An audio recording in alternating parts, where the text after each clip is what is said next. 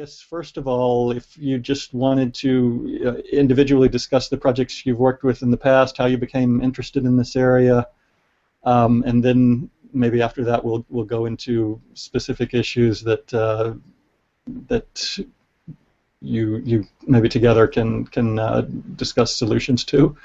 But I guess we wanted to start with Tim. If you could just talk about your interest in sustainability and projects that you've worked on, and go from there.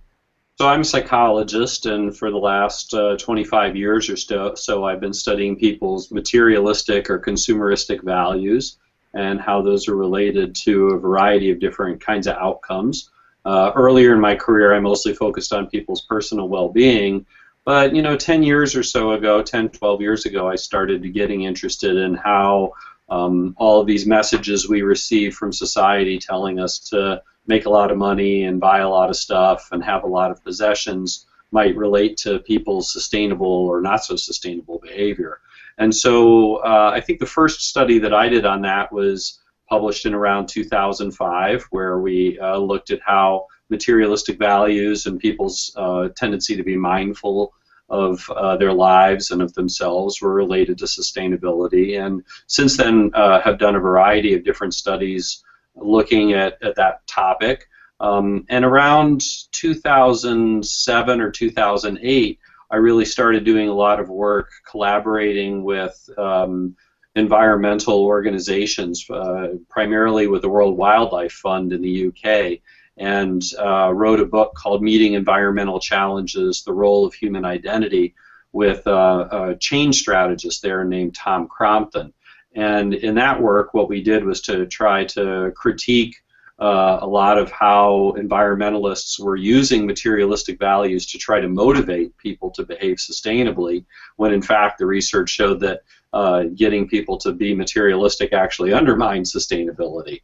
And since then, we've written a variety of different papers around this topic, aimed both at academics and at activists and politicians as well, trying to articulate kind of an alternative vision of what a good approach is for working towards sustainability, using the psychological research on values. So, in a nutshell, that's what I've been doing. And is this your main area of teaching at Knox College, or? No, not at all, actually. I have taught a class called Alternatives to Consumerism, which touched on some of these kinds of issues.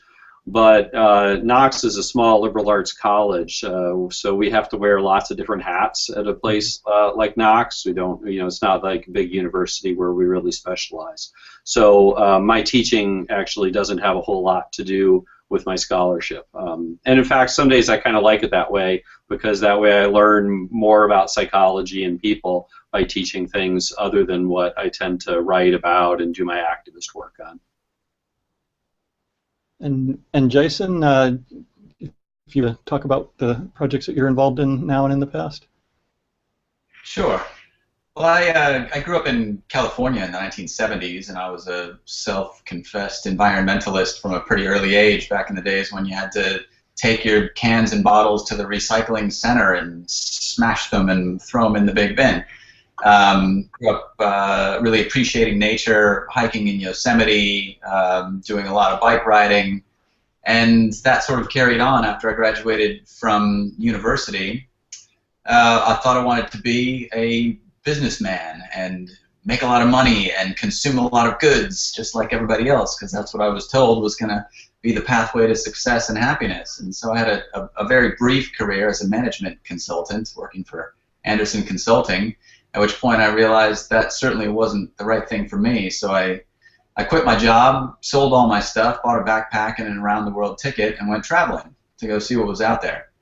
I spent a good portion of my 20s backpacking through about 50 different countries and seeing the way the rest of the world lives, which over the course of time, well, firstly motivated me to realize that I wanted to live outside of the U.S. At some point in my life. I felt more at home outside of the U.S. than I did in the U.S. That's why I emigrated to New Zealand about 10 years ago.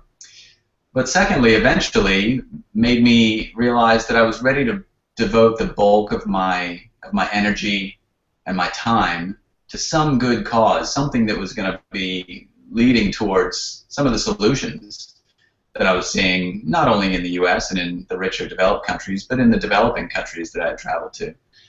So I went back to the States and got a job with NRDC, which is the Natural Resources Defense Council. It's one of the larger environmental organizations there. And spent a few years working for NRDC before I came to New Zealand. And at that time, I was really happy to be working for the environmental movement and doing some good there, but feeling like there was a bit of a hole. This was around the time of Iraq and Afghanistan, early 2000s, and I wanted to be doing something a little bit more directly related to people. And I was very fortunate to be able to get a job with Oxfam, which isn't all that well known in the States, quite a big international organization. And Oxfam is basically a human rights organization working with vulnerable people in about 90 countries to help them achieve the basics of a dignified life that many of us take for granted and grew up taking for granted. And so in my last 10 years at Oxfam, I've specialized mainly in communications and campaigns, working on anything from climate change to fair trade to our latest kind of large-scale campaign, which is about inequality. It's called Even It Up. So we've focused a lot about the widening gap, the quickly widening gap between the wealthiest and the poorest, and how we can close that gap. So that's my background in a nutshell. I think everybody's pretty much in agreement that society would be better if we were more sustainable. People would probably be happier.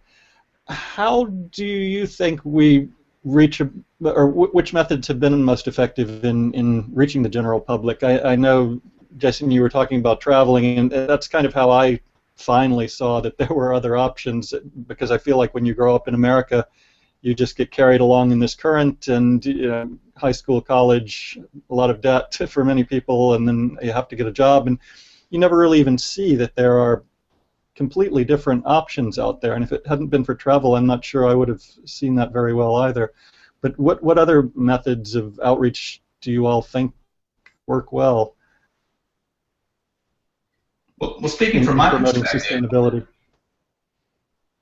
Sorry, when I grew up, probably similar time to you, it was a lot harder to travel. My first international trip was 1984, and it was a big deal to cross the ocean. It's certainly much easier, simpler, cheaper, more common now, although not particularly sustainable if you're talking about air travel.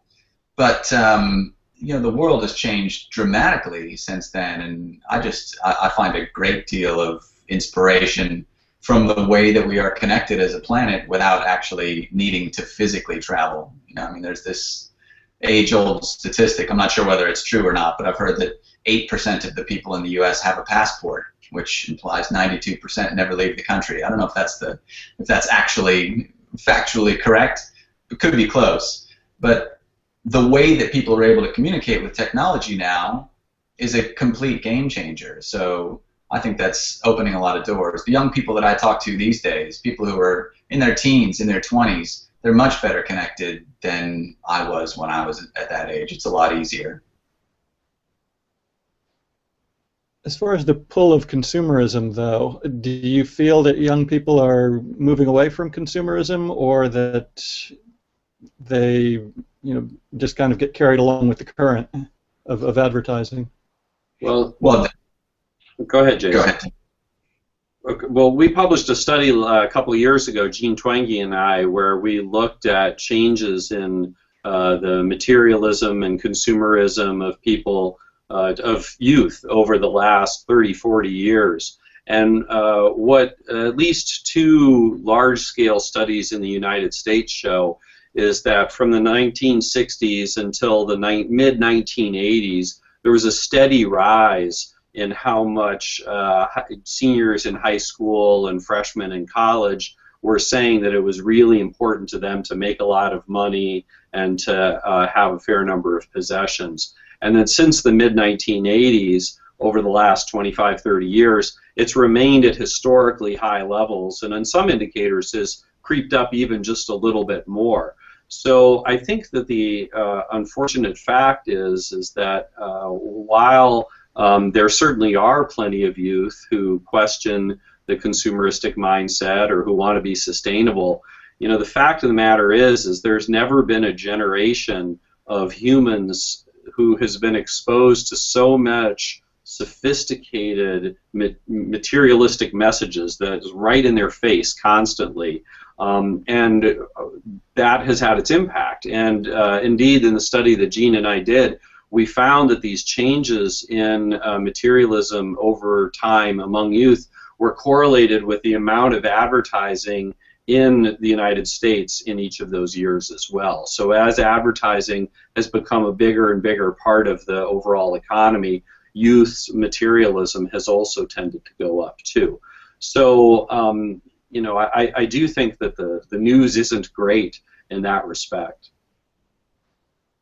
And what are some of the most useful methods to counteract that trend that you've both seen or worked on? And also in the developing world, if Helena had been here, I know one of her big topics is how once modern consumerism comes into, you know, sustainable communities, it seems to start a almost unstoppable trend of damaging those communities. Have you seen cases in the developing world where this trend was counteracted, or in the West where different organizations or different models for counteracting this trend have been successful? Are there any particular types of outreach or models that you feel tend to work better than others? I can talk forever about that if you want, but Jason, do you want to go first, or because especially with regard to the developing world, I'm sure you have a lot more experience than I do. Yeah, you know, just to shine a little bit of an optimistic light on this thing. Obviously, the pace of change has increased dramatically in our generation. So the rate at which things are moving through changes is very, very quick.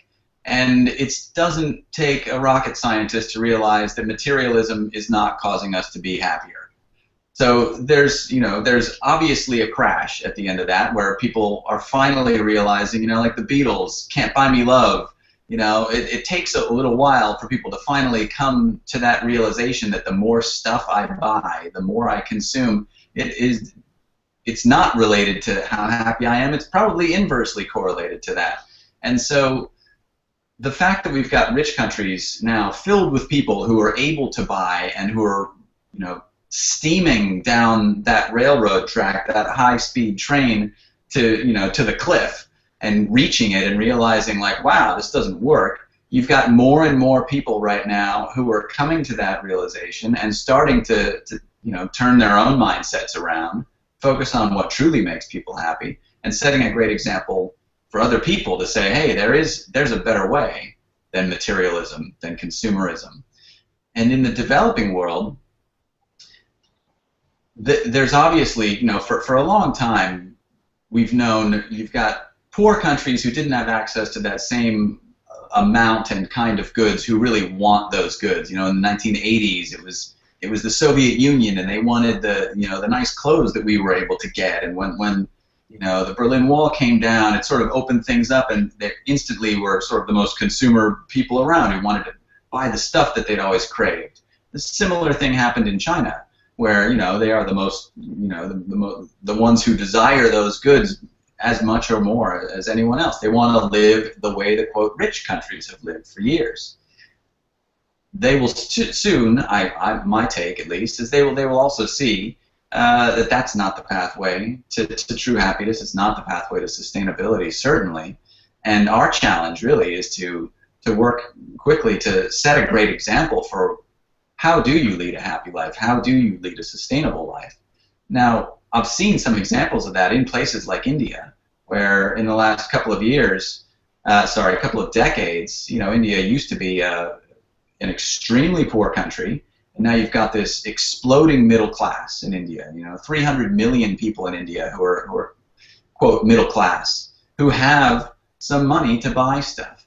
And I come across lots of people in places like that who aren't sucked down into the vortex of materialism and consumerism because they've had enough worldly experience to be able to see, right, now I'm here, I do have some disposable income, but that's not necessarily the path for me. It's not to say that everybody is that way, but I mean, my basic point is there's more and more examples of people and ways of operating that are accessible to vast groups of people in poor countries to set a good example and to start to see a path forward. So it's more kind of individual examples that some people detach themselves from a 45, 50-hour-a-week job and buying lots of consumer items and have a happier life, and then everyone else sees those people. Is that one of the ways that you feel is most useful to affect change? I think I would tend to agree that maybe is, especially like here in Los Angeles, I see a lot of people that have kind of escaped the standard 9-to-5 job, and that was a big inspiration for me to change and realize, oh, those people actually have a happier life. So it's a combination. Go ahead, Jason. Okay, I'll make it quick. It's a combination, it's sort of the carrot and stick approach. You've got to have some good examples out there. You've got to have a vision. You've got to present some solutions, or no one's going to want to come along. But if you watch my TEDx talk about ethical consumerism or look into the kinds of work that organizations like Oxfam does, certainly there's something on the other side about putting pressure on the global power brokers, on the huge multinational corporations, on the governments to operate in an ethical manner. There's a lot that we have left to do there, and that's what I spend my work days mainly focusing on. Well, I'm going to agree really with Jason. I think that we really have to have a both-and approach here. That we encourage people to be changing their individual lives and their individual behaviors and the choices that they make about what they eat and where they live and what they invest in and who they vote for and how they spend their leisure time and all of those kinds of things. And then at the same time, and that can be a really good model, and it can start to normalize that a life outside of consumerism is possible.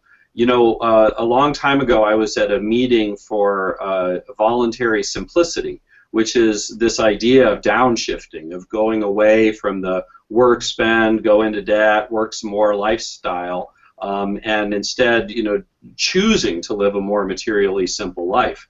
And I was talking with a woman named Cecile Andrews who wrote a book called Simplicity Circles. And she said, Tim, the thing we have to do is to show them that our way is more fun. Our way leads to a better life. And that's one of the things that some of our research has also supported, right along with what Jason was saying. We did a study years ago where we compared voluntary simplifiers with mainstream Americans. And even though the mainstream Americans had higher incomes, the voluntary simplifiers were significantly more satisfied with their lives. They were having more pleasant emotions in their day-to-day lives and fewer unpleasant emotions, and they were living more sustainably.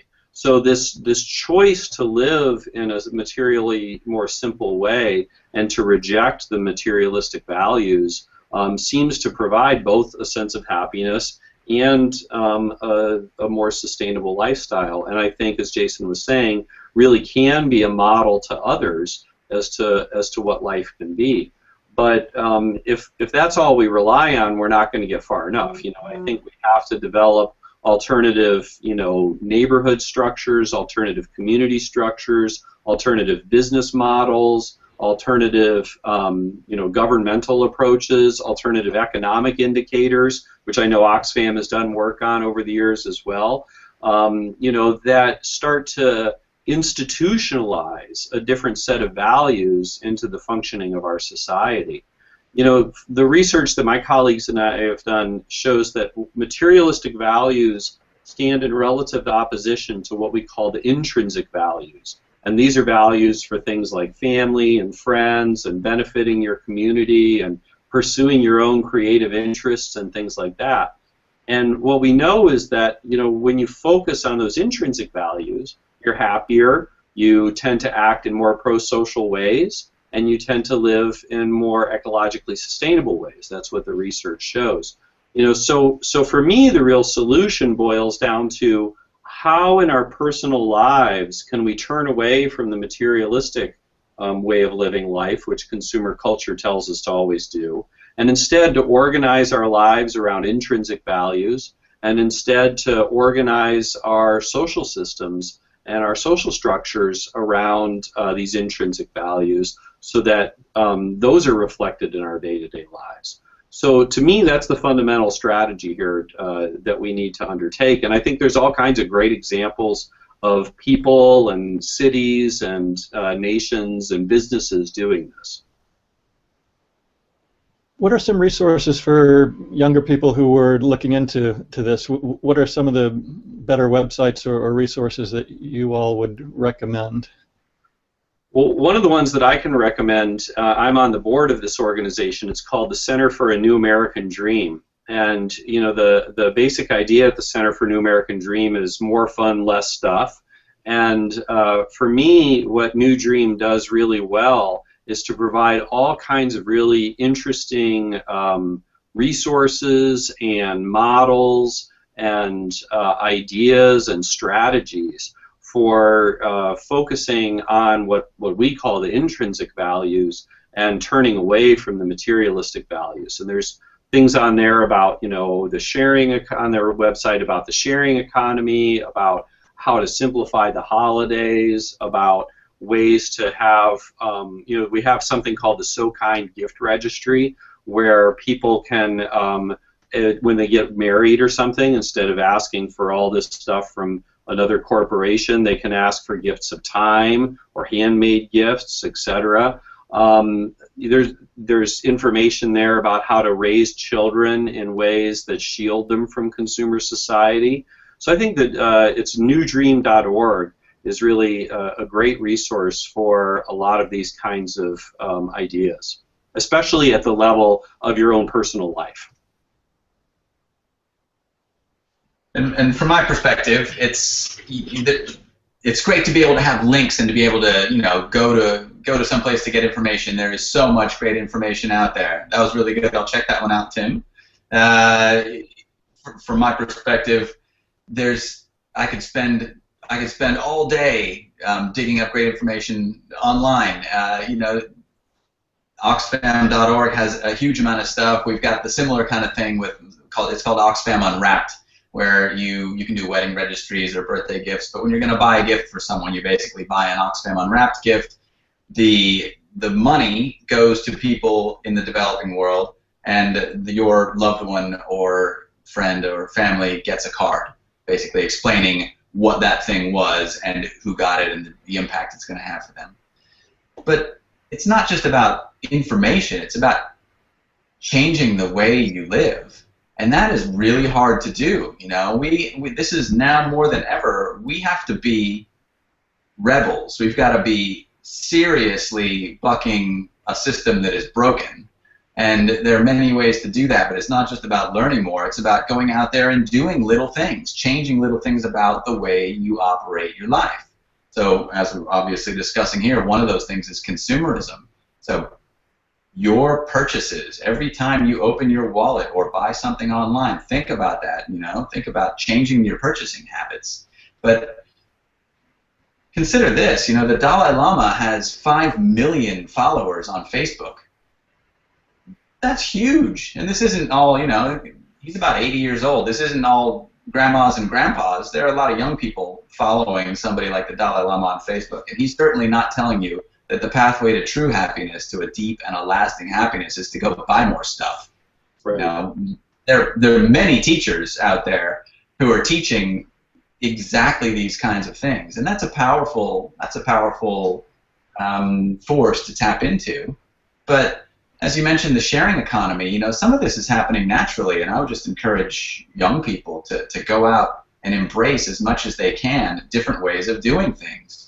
Whether we like it or not, Uber is changing things. Airbnb is changing the way people operate to a sharing economy, which is great. But look at the massive uptake in community-supported agriculture. You know, you've got all these urban farms and people who are buying into them and getting a box of organic, fresh produce grown locally delivered to their doorstep every week. And that is just that's something that a true rebel is doing these days, deciding not to go to the grocery store and spend a couple $100 and instead support your local urban farm or, you know, your local organic agriculture. Those kinds of actions are, I would say, more important than just going out and finding more information. It's about people changing the way that they live. I would just totally agree with what Jason said. I mean, you know, when I taught my alternatives consumerism class and when I, you know, lecture on these things around the nation, it is an act of courage to, you know, thumb your nose at the status quo and at the consumer capitalist society, which is telling us that this is the life to lead, this is the life to happiness. You know, it's difficult though, because it takes that courage. It takes courage to stand out and to do something different and to have people wonder, well, why would you take that job when you could have this job, or why would you, you know, grow your own tomatoes when it's just so much easier to go to the store and buy them right there. You know, I mean, we have 2 big gardens, and we canned enormous amounts of spaghetti sauce this year, which took forever to do, you know, but it all came from our garden, you know.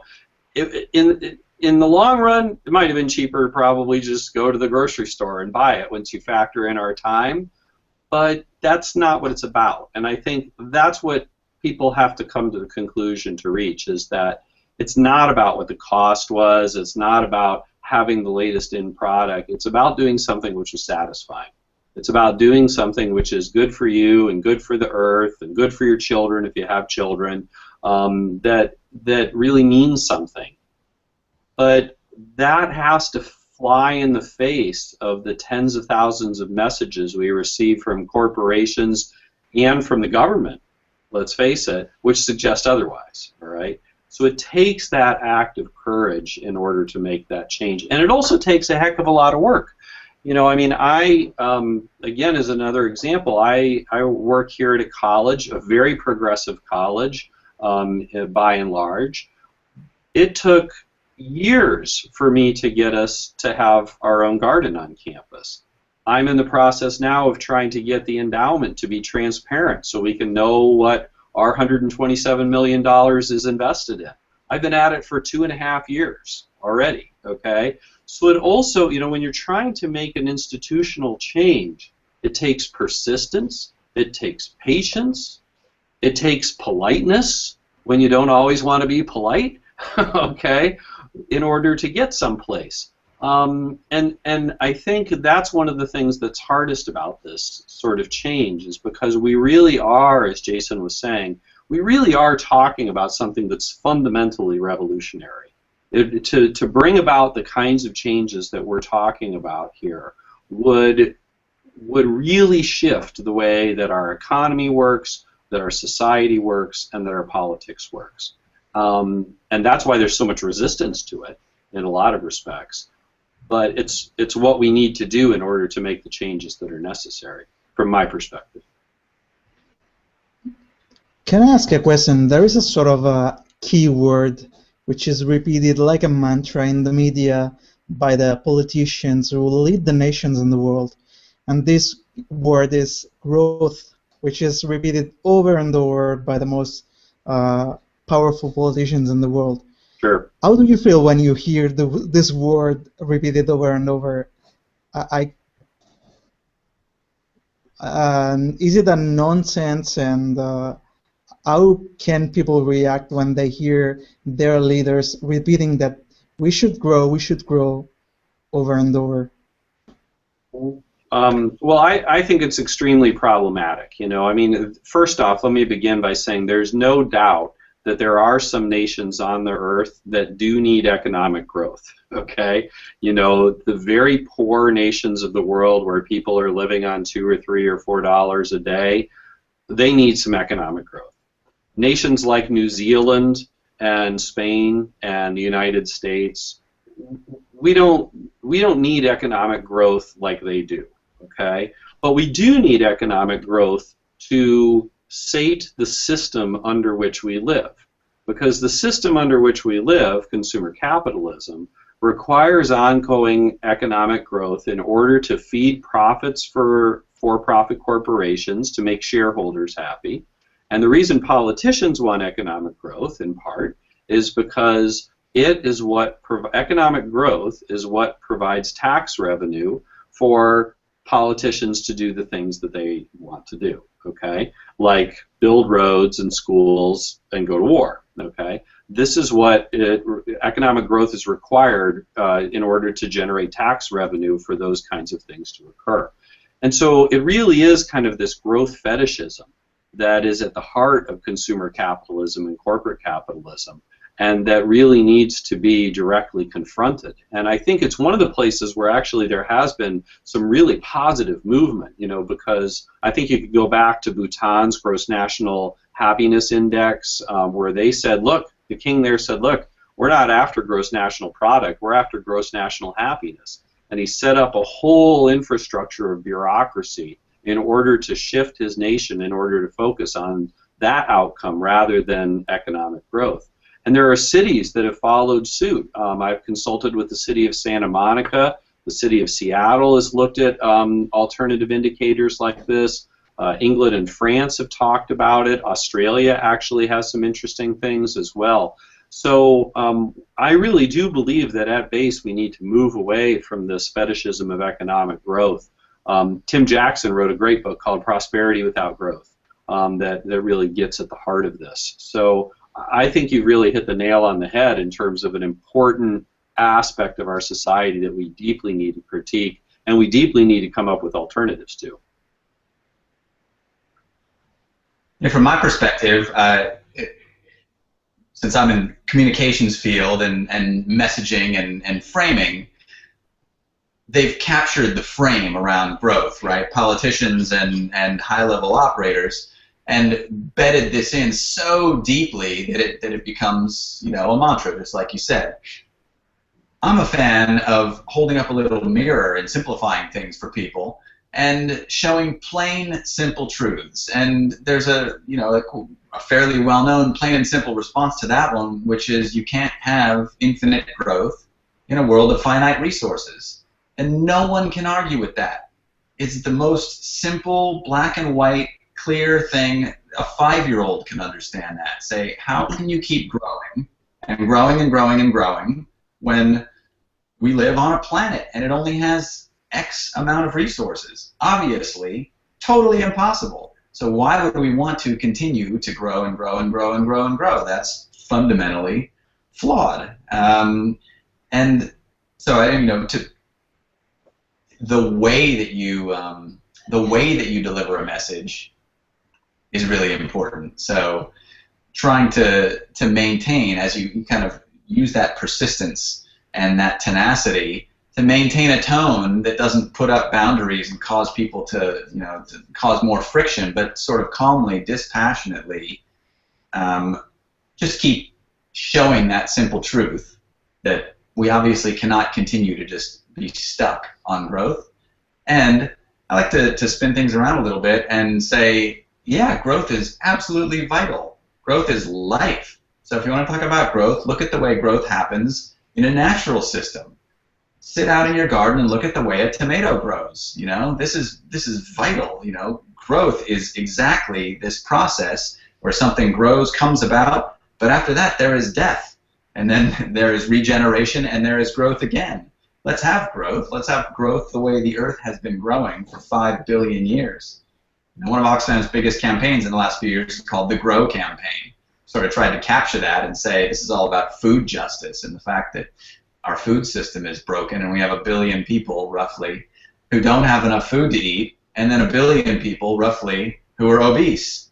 This is wrong. We need to figure out more healthy, sustainable ways to grow and to share our food. I would just note on this real quick that the New Economics Foundation made a great little movie called The Impossible Hamster that I would encourage people to check out that brings this issue of growth right there. So just check it out, The Impossible Hamster, who keeps growing and growing.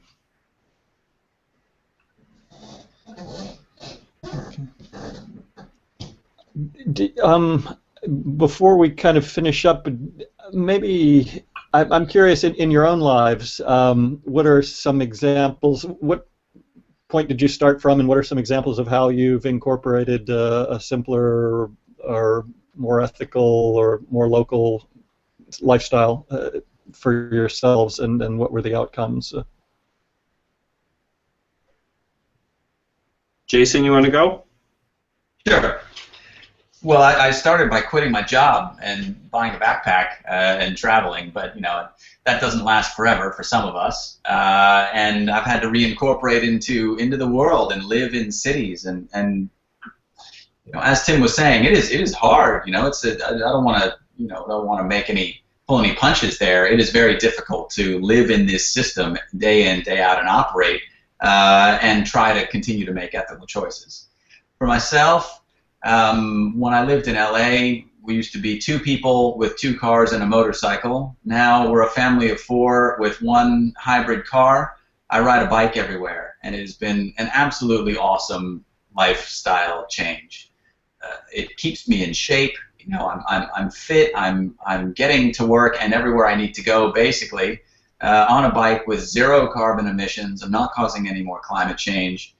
It's not all that fun in traffic, but it's getting better and better each year. So the way that you commute, if you can take public transport, if you can walk, if you can bike, then try to do that.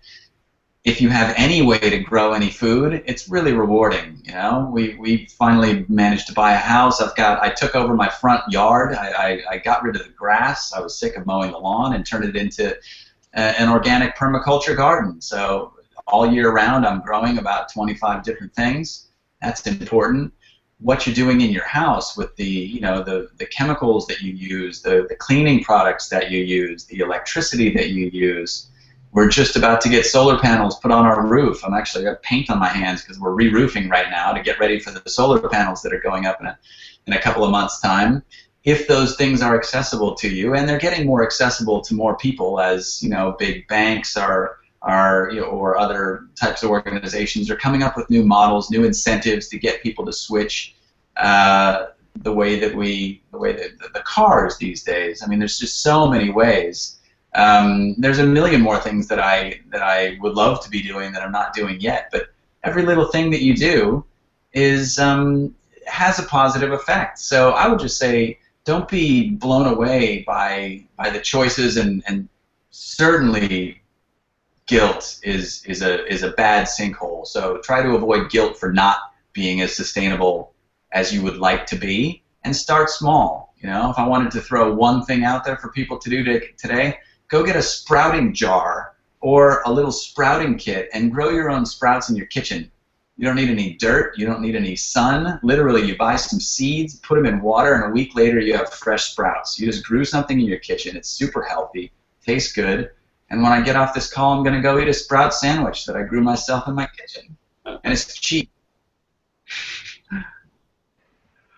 Well, so like Jason, I just would like to start with this issue of don't feel guilty about the things that you can't do, but make a plan to get a little bit better every year. I think that's been sort of my approach, is that every year I've tried to solidify the changes that I made the year before, and then to do a couple more new things. I think if you try to wholesale make, complete changes in your life, it's really difficult and it's not very personally sustainable. Whereas if you can kind of build year after year sort of a variety of different things that you're doing, I think that can be very useful. I do some of the same things as Jason. We have 2 big gardens and a fruit orchard. We press our own cider. We've got chickens for eggs. We're vegetarian.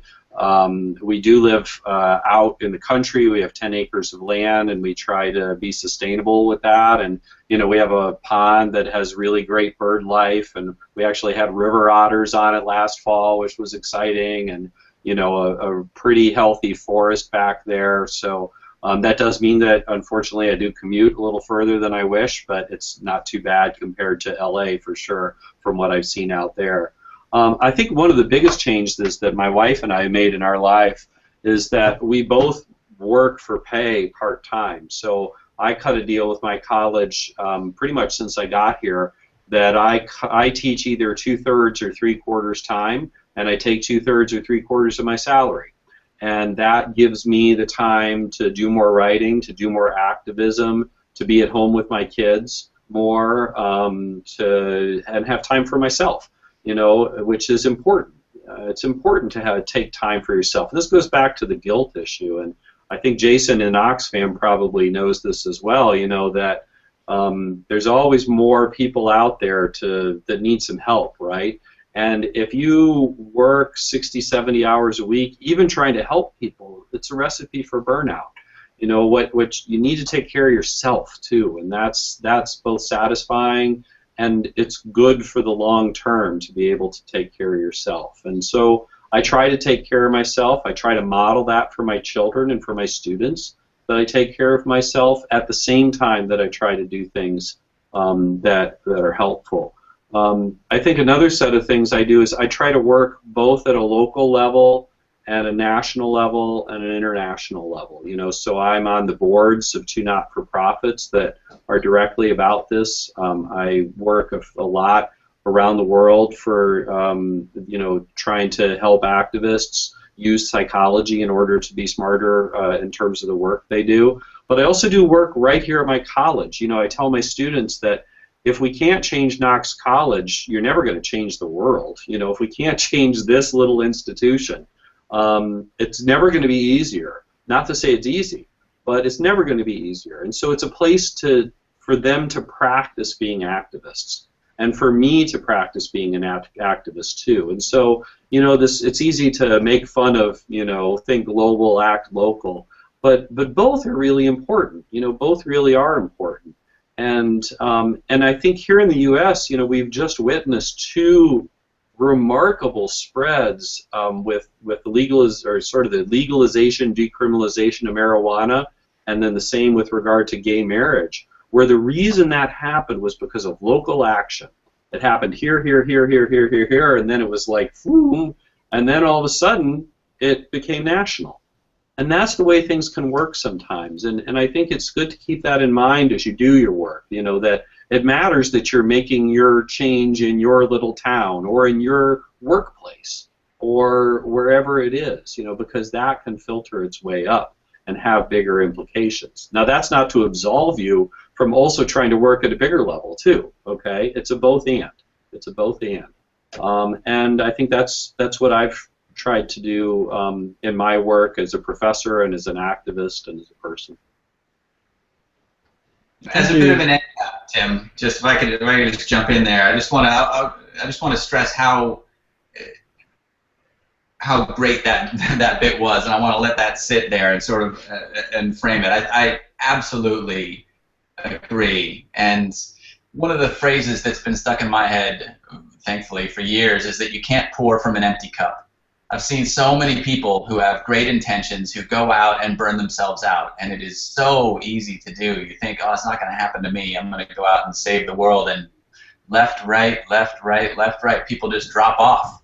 Yeah. Because they get burned out, they get jaded, they get depressed. The problems of the world are way too big for any of us to tackle, and it is really hard to decide to focus on trying to bring about a better world and sit with the reality that it's not going to happen to the extent that you want it to happen and in the time frame that you want it to happen. You're going to keep living in an unequal world, in a world that's not sustainable, and the greatest challenge facing us is to maintain optimism and happiness in that circumstance. That is incredibly hard to do, so take care of yourself. It is whatever ways work for you. You know the ways that don't work, but you got to find the ways that work for you and take care of yourself so that you've got something in your cup so that you can pour it and give something to someone else. But it is so crucial.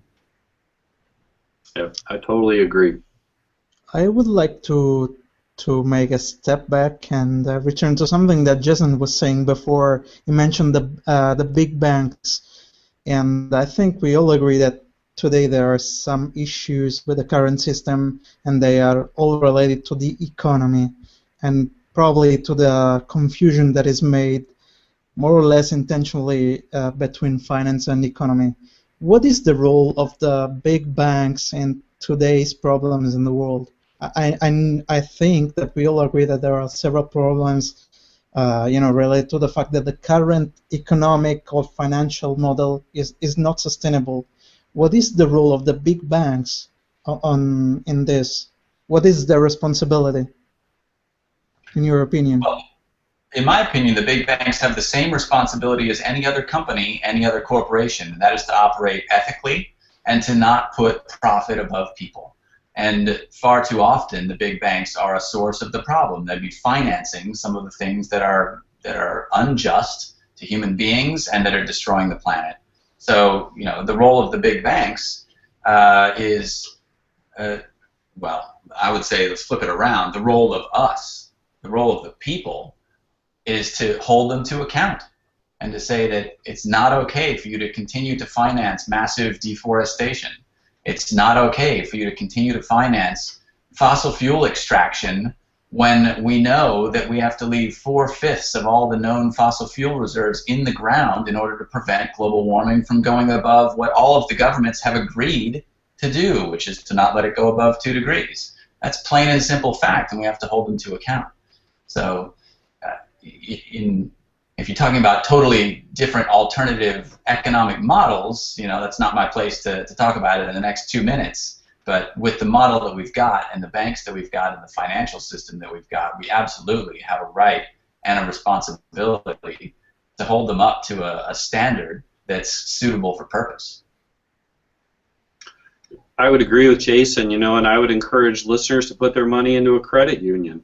I don't know if you have credit unions in New Zealand. Okay, yeah, but there are alternative places to put your money, and if you're putting it into one of the big banks, you're essentially giving them some of the money that they need in order to finance these issues. But if you're putting it in your local credit union, you're almost certainly not helping to finance those things. And this is where your own investment packages come in too. What are you invested in? If you take a look at your retirement IRA or mutual funds, you may well be invested in some of those big banks. Is that where you want? Does that fit your values? And I think you have to ask yourself that question, and then change your investment patterns, change where you put your money, and then become politically involved and try to change where the place you work is invested, etc. That's the strategy that you have to undertake. At the same time, you put political pressure on people to make changes. I think even some individual investments, like putting solar panels on your house, eventually pay better than the small interest rate in a bank, and also support sustainability. Definitely true these days, yeah. Well, thank you all so much. It's really been great that you've made a lot of good points.